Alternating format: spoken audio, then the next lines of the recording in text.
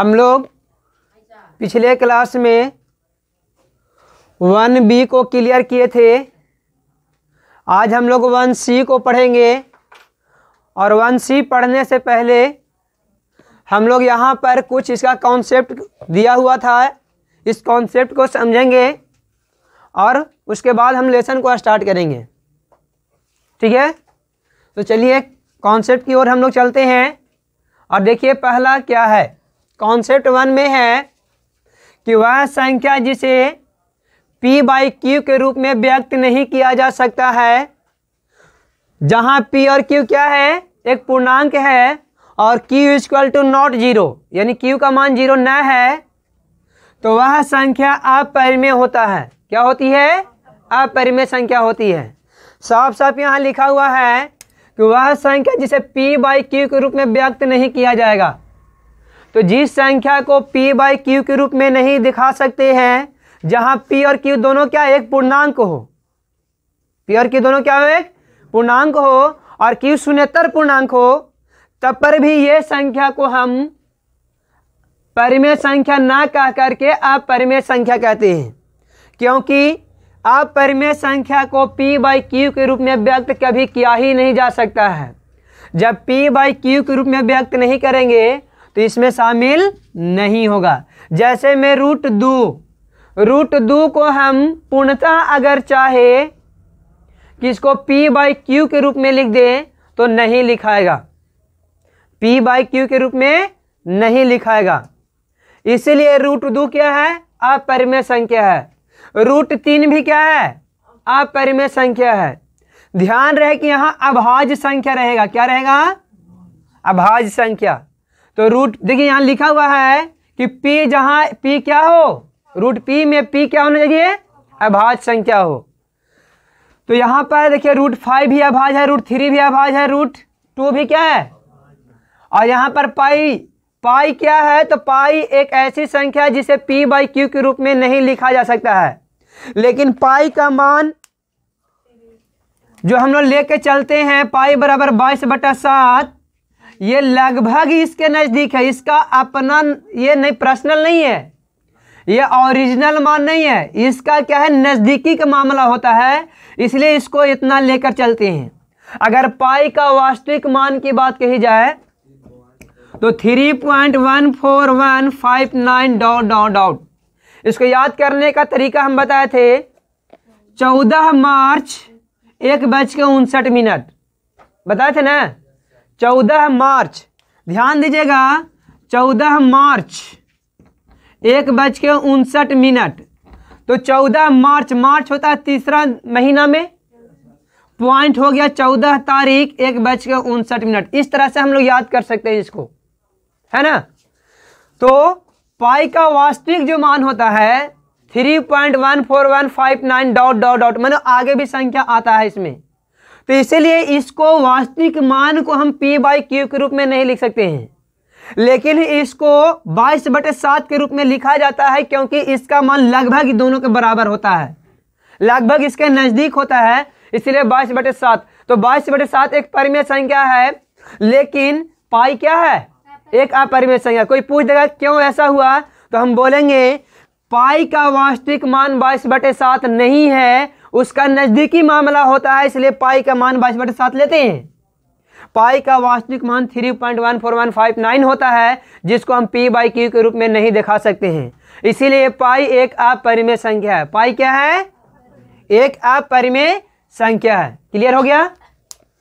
चलिए आगे देखते हैं। आगे सुनिए। तो जो संख्या के P/Q के रूप में हम नहीं लिख सकते हैं, वो क्या है? अपरिमेय संख्या होगा। उसके बाद एक परिमेय संख्या का ऋण अपरिमेय होता है। मान लीजिए कि √3 हम लिए हैं, तो -√3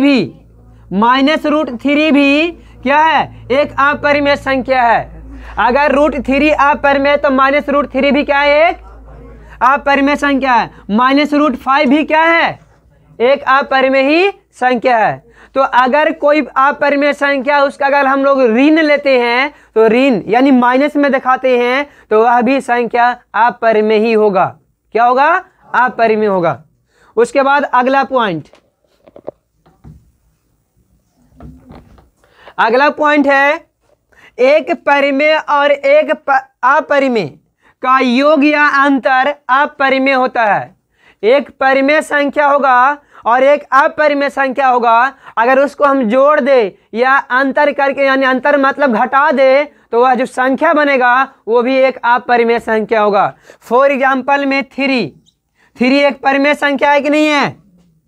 और 3/1 एक परिमेय संख्या हो गया ना, और √5 यह परिमेय संख्या है ना। तो ये दोनों का योग या ये दोनों का अंतर, ये दोनों का अंतर, ये जो संख्या बन गया 3 + √5 या 3 - √5, ये भी एक अपरिमेय संख्या बन गया। क्या बन गया? तो परिमेय और अपरिमेय का जोड़ या अंतर, परिमेय या अपरिमेय का जोड़ या अंतर अपरिमेय होता है। क्या होता है? अपरिमेय होता है। क्लियर है ना? उसके बाद अगला पॉइंट,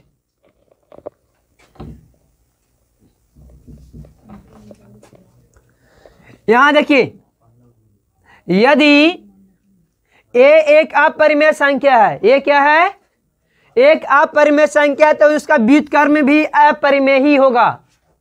कोई संख्या, जैसे में √7 ले लिए हम, √7 एक अपरिमेय संख्या, क्योंकि 7 एक अभाज्य संख्या है और अंडर रूट में है। तो जब अंडर रूट अभाज्य संख्या होता है तो अपरिमेय संख्या होता है।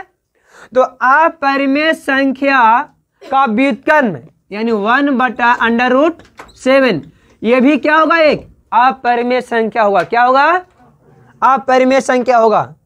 तो यहां लिखा हुआ है कि यदि a एक अपरिमेय संख्या हो, a कोई संख्या जो अपरिमेय है, तो उसका व्युत्क्रम भी क्या होगा? यानी 1/a भी क्या होगा?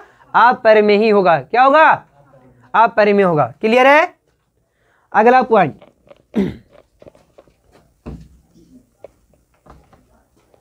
अगला पॉइंट है ये 5वां पॉइंट, एक परिमेय और एक अपरिमेय का गुणनफल और भागफल दोनों अपरिमेय होता है। एक परिमेय और एक अपरिमेय संख्या का गुणनफल या भागफल क्या होगा? जैसे में एक संख्या हम ले लिए 2 और एक संख्या ले लिए √5, ये संख्या का गुणनफल जो बनेगा नया संख्या हो या 2√5, ये एक अपरिमेय संख्या होगा। क्या होगा? तो गुणनफल क्या हो गया? अपरिमेय हो गया। उस तरह भागफल में चलते हैं, भागफल हो गया 5, यानी होगा कितना? 2/√5 बनेगा ना जी। तो 2/√5 भी क्या है? एक अपरिमेय संख्या होता है। क्या होता है? तो ध्यान दीजिए, परिमेय अपरिमेय का गुणनफल अपरिमेय और परिमेय अपरिमेय का भागफल भी अपरिमेय ही होता है। क्या होता है? देखिए एक बात ध्यान दीजिए, आ और प मिल गया, आ मानो अपरिमेय और प मतलब परिमेय, तो हर एक स्थिति में आ बनेगा। क्या बनेगा? चाहे गुणा रहे, भाग रहे, जोड़ रहे या घटाव रहे, आ और प के मिलन से आ बनता है। याद रहेगा? आ और प के मिलन से क्या बनता है? आ बनता। आ मतलब समझ में आ रहा ना? क्या? अपरिमेय। आ मतलब आ ना लिख दीजिएगा, आ का मतलब हम अपरिमेय बोल रहे हैं। आ और प मिल करके चाहे गुणा कीजिए, जोड़ कीजिए, जोड़ हो गया, घटाव हो गया, गुणा हो गया, भाग हो गया, हर एक स्थिति में आ ही मिलेगा। आ मतलब अपरिमेय मिलेगा। क्या मिलेगा? क्लियर है ना? और प मिल करके, प मतलब परिमेय और परिमेय मिल करके प बनता है, यानी परिमेय परिमेय का जोड़ परिमेय, परिमेय परिमेय का घटाव परिमेय, परिमेय परिमेय का गुणा परिमेय, परिमेय परिमेय का भाग भी परिमेय ही होता है। क्लियर है? उसके बाद अपरिमेय और अपरिमेय का जोड़ परिमेय भी हो सकता है और अपरिमेय भी हो सकता है। अपरिमेय अपरिमेय का जोड़ परिमेय भी हो सकता है और अपरिमेय भी हो सकता है। जैसे में यहां देखिए, हम ये नहीं कह रहे कि होगा ही, हो भी सकता है और परिमेय हो भी सकता है, और यानी परिमेय या परिमेय दोनों में से एक ही होगा। तो परिमेय कब होगा? जब एक कोई संख्या अपरिमेय है और इसका एक संख्या ऋण है। यही संख्या क्या चीज में है? ऋण में है। अभी दोनों का योगफल पूछेगा। दोनों क्या पूछेगा? योगफल। तो क्या प्राप्त होगा हमको? देखिए दोनों को जोड़ दीजिए। तो यहां पर देखिए अब √3 प्लस माइनस माइनस √3 घट गया, कितना बचेगा? 0। एक परिमेय संख्या है कि नहीं है? तो परिमेय भी हो सकता है और अपरिमेय भी हो सकता है। क्लियर है? उसके बाद अब देखिए अपरिमेय कैसे होगा? अगर मान लीजिए कि यही रहता 2√3 और यहां कितना था? √3 था। आप दोनों को जोड़ दीजिए तो कितना हो जाएगा? 2√3 यहां है, 1√3 यहां है, तो 3 हो ना गया जी। तो 3√3 क्या है? अपरिमेय है। तो परिमेय भी हो सकता है और अपरिमेय भी हो सकता है। क्लियर है? कोई डाउट नहीं है। परिमेय पर अपरिमेय परिमेय का घटाव भी सेम वही होगा। अगर इसको घटाने के लिए कहा तो घटा दीजिए तो भी 0 बचेगा ना? बचेगा ना 0? गुणा कर ला कहेगा तो √3 और √3 पूरा 3 होता है ना, तो परिमेय नहीं हुआ। भाग करने के लिए कह दिया तो दोनों काट के कितना हो जाएगा? 1 हो जाएगा ना, तो एक परिमेय संख्या नहीं है। तो अपरिमेय का जोड़ घटाव गुना भाग परिमेय भी हो सकता है और अपरिमेय भी हो सकता है। क्लियर है? परिमेय और परिमेय दोनों हो सकता है। परिमेय होने का कंडीशन हम क्या बताएं कि दोनों संख्या एक ही होना चाहिए, और अगर जोड़ में पूछा तो एक संख्या ऋणात्मक होना चाहिए, घटाव में पूछा है तो एक को दोनों संख्या का साइन एक ही होना चाहिए, अगर गुणा कर लगा है तो दोनों संख्याओं का साइन तो सेम होगा लेकिन संख्या एक ही होना चाहिए, भाग में भी संख्या एक ही होना चाहिए। तो क्या हो जाएगा? क्या हो जाएगा? परिमेय होगा। क्लियर है? जैसे में अगर रहेगा 2√3 ही रहेगा तो 2 बार में नहीं कट जाएगा, 1/2 बार में। देखिए √3 भागा 2√3, √3 से √3 अपन घरे बच गया, ऊपर में 1 और नीचे बचा 1/2। क्या है? परिमेय संख्या है कि नहीं है? तो इस तरह से हम दिखा सकते हैं। क्लियर है? अगला पॉइंट ये था, छठा, यदि अभाज्य संख्या p क्यू स्क्वायर को विभाजित करता है। यदि कोई अभाज्य संख्या है जो p है वो क्यू स्क्वायर को विभाजित करेगा तो p भी q को विभाजित करेगा। तो p भी q को क्या करेगा? जैसे में 2 अगर इस 4 को विभाजित करता है, 2 4 को काटेगा ना जी 2 बार में, तो 2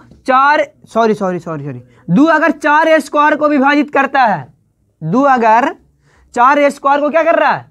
विभाजित करता है, तो ये 2 जो है ना उस 4 को भी विभाजित करेगा। अगर 3 6 स्क्वायर, 6 का स्क्वायर जो संख्या होगा उसको अगर विभाजित करेगा तो 3 6 को भी विभाजित कर देगा। तो उसी तरह से यदि अभाज्य संख्या कोई p है जो क्यू स्क्वायर को विभाजित करता है, क्यू स्क्वायर को विभाजित करता है, तो ये p जो होगा सिर्फ q को भी विभाजित करेगा। क्लियर है? यहां देखिए 3 है अभाज्य संख्या और 6 क्या है? 6 का स्क्वायर है, तो 3 6 का स्क्वायर को नहीं काटेगा। देखिए 3 और 6 6 काटेगा कितना बार? 12 बार में नहीं काट दिया, तो ये 3 6 को भी नहीं काटेगा 2 बार में, काटेगा नहीं काटेगा। तो उसी तरह से p अगर क्यू स्क्वायर को विभाजित करता है तो p q को भी विभाजित करेगा। इसका काम हम लोग लेंगे, इसका काम हम लोग आगे लेंगे जब सिद्ध करना होगा अपरिमेय संख्या। जैसे में √3 एक अपरिमेय संख्या, इसको सिद्ध करेंगे तो ये वाला काम देगा। इसको याद रखिएगा, ये हो गया, इसको हम 100% वहां पर आएगा ये बात, इसको याद रखिएगा, ध्यान में रखिए। अगला पॉइंट 7 पॉइंट क्या है?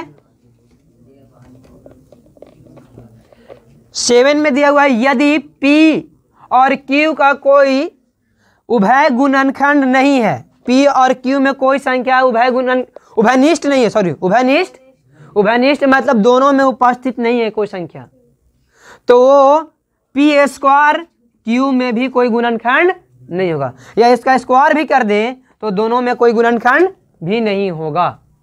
क्लियर है? जब ये दोनों में कोई गुणनखंड नहीं है तो ये दोनों के स्क्वायर में भी कोई गुणनखंड नहीं होगा। क्लियर हो गया ना?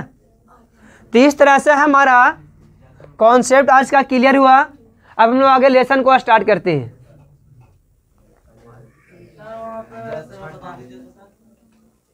ये वाला जैसे में 2 और 3 का अगर हम एक के अलावा में और कोई गुणनखंड खोजे, सर्व गुणनखंड माने दोनों में उपस्थित हो, तो 1 और 2, 1 और 3, ये दोनों में एक के अलावा और कोई गुणनखंड है शामिल? तो अगर लेकिन इन दोनों का स्क्वायर भी हम करते हैं तो इन दोनों के स्क्वायर में भी कोई गुणनखंड नहीं मिलने वाला है। देखो 2 दूनी 3 तिहाई, तो 4 को 2 गुने 2 और 9 को, इसमें भी कोई गुणनखंड शामिल है? दोनों में एक ही संख्या दोनों में शामिल है तो नहीं होता है। क्लियर हो गया? समझ में आ गया ना? चलिए ठीक है, क्लीन करते हैं बोर्ड को।